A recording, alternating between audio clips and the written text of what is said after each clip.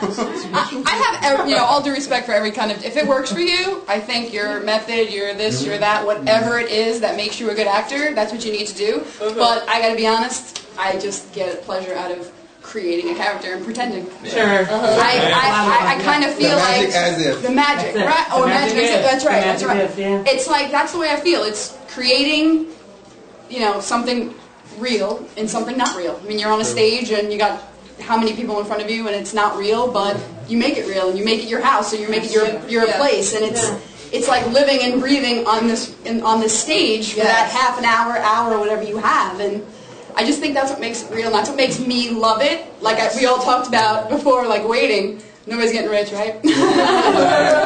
nobody's getting rich off this. We do it because we love it. Whatever your method is, whatever you do to get you there, great. But I just have a great time just creating a character and playing, having some fun. That's what makes it on the real side. That is so true. Because like me, I love. So wait, what play are you doing? What about me? Back to the point. That wasn't, obvious. It wasn't obvious at all. We already talked about your play. No.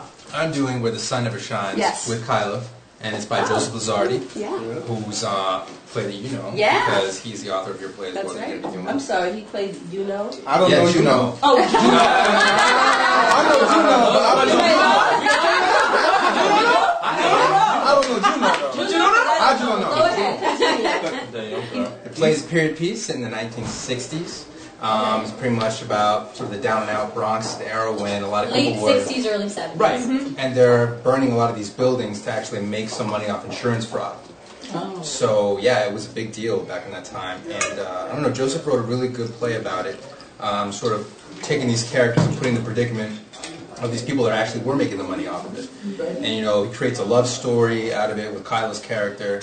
I play one of the arsonists, because I love fire. Are you method too? Do you guys feel any pressure since Joseph's last play did so well and he's a good writer, or does that just help? I'm not feeling any pressure, just because I'm in it for the pure fun of it. I think it's great that there's that competition element, because when the audience is involved, I mean, look at American Idol. When the audience feels like they're involved, they get invested in these artists. They really care. So honestly, that didn't even cross my mind. Right. Plus the fact that Joe wrote such a great play. We get to do another play by Joe. It's just fantastic.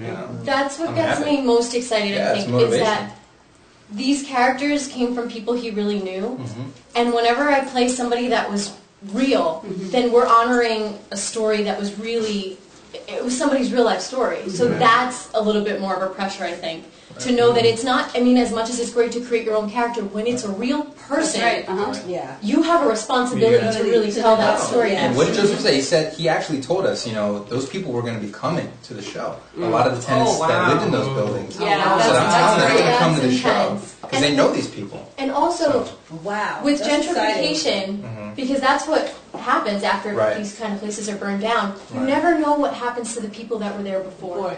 Areas like Hoboken, where I'm from, now it's coming up and everybody loves Hoboken, but nobody knows what it was like in the 80s when buildings were being burned. You don't know what happened to those people. Now those people are the homeless on the streets. But nobody knows those stories because we just see the beautiful new town and what was built.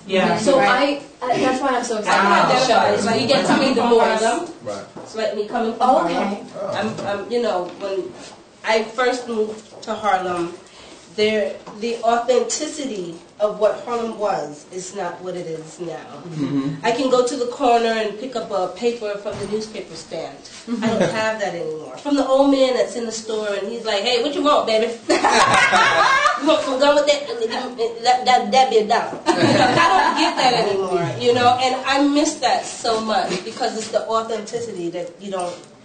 That community, of the community. The history, Yeah, and so, like now, Harlem, we have Pathmark on the corner, then we have New York Sports Club on the other corner, and everyone's hip and trendy.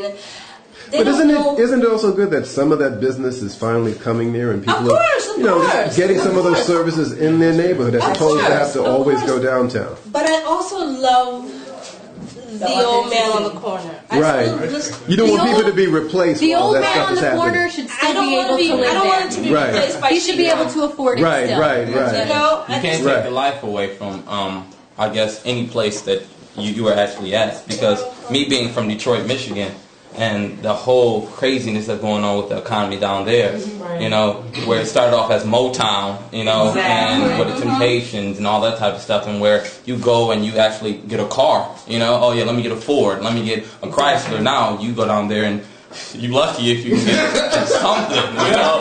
So you can go down there and you just, for me to go down there, when I went down there for Christmas and I got off the plane, it was just gloomy. It was nothing there anymore, you know, and jobs are gone, jobs are scarce, you know, cars are even scarce, you know, people are selling houses for, you know, 75 cents. Wow. You know? Wait, you just said cars are scarce in Detroit? Exactly what I said. That's cars a shame. Yeah. So we're not known as Motor City, we're just city, you know?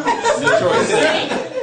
Well, for me, I'm learning a lot from you guys because the recession hasn't hit as hard where I'm from.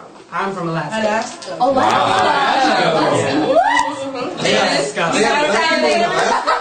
Okay, they have black people in Alaska? Wait a second. Royal, I want to know. Can you see Russia from your background?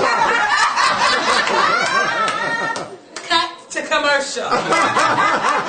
I want to know.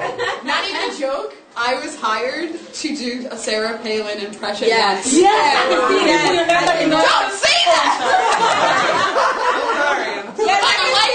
I can see the people. I put on glasses and had my hair up. You had your hair up. For a role. And when I got off the stage, they hired me to do a party for some like friend of theirs who was a big Republican. Yeah. But then when they lost the election, he was like, "No, he's too upset. You're not getting the job."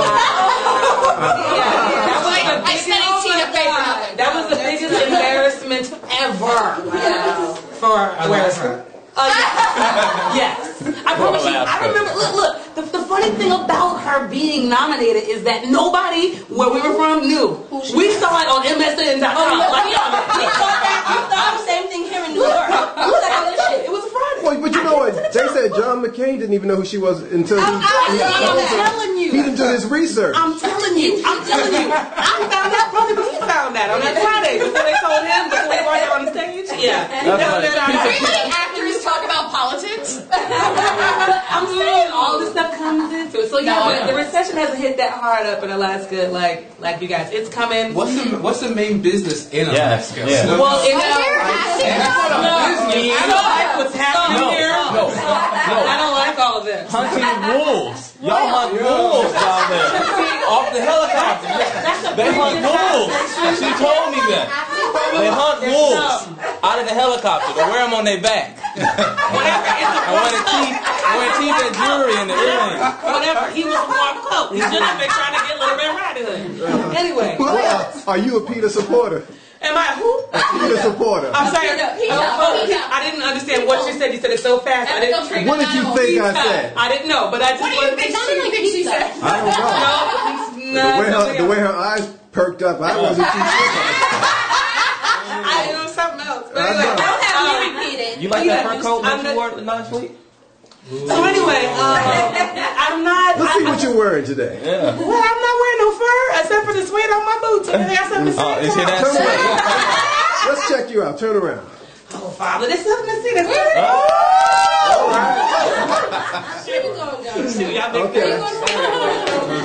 What's it like being an actor in Alaska? It's great, but it's different. It's totally different. The industries there are different. It's about. Is it mostly film and television? No. It's not even like that. Up there, it's an industry that is focused on oil, seafood, and tourism. Wow. So most of the stuff that they do is mostly for the indigenous people. So you were born and raised. Right. Wow. So as an African American, it's hard to get work up there because they focus so much on giving back to the community and the indigenous people that unless you have a look that will work with what they got. Wow. You had to come to New York. I had to come to New York. So here I am. Well, welcome. Yeah. Nice to have you. Thank you. And Happy New Year. Oh. I'll bring to that.